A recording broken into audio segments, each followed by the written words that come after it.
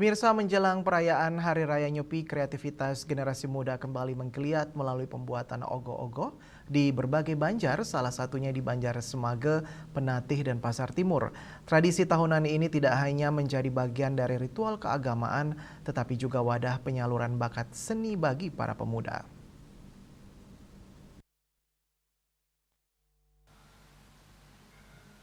Sejak beberapa bulan terakhir, sejumlah sekot truna-truni terlihat sibuk merancang dan merakit ogoh-ogoh dengan beragam tema, mulai dari tokoh pewayangan, raksasa hingga figur modern dengan sentuhan seni kontemporer.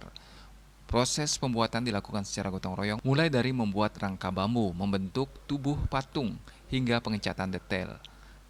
Kegiatan ini dinilai mampu mengasah kemampuan seni rupa, desain, hingga keterampilan teknis para generasi muda.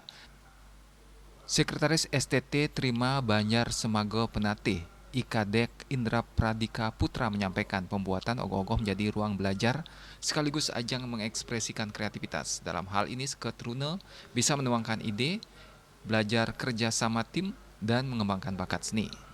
Ya, dari pendapat saya sebagai generasi muda Gen Z untuk menuangkan sebuah ide ataupun gagasan yang dimana kami melihat case peristiwa yang ada di sekitar kita yang masih hangatnya untuk diperbincangkan, yaitu banjir.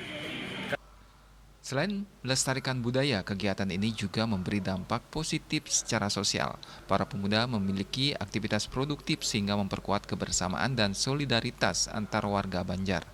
Yana, Bali TV.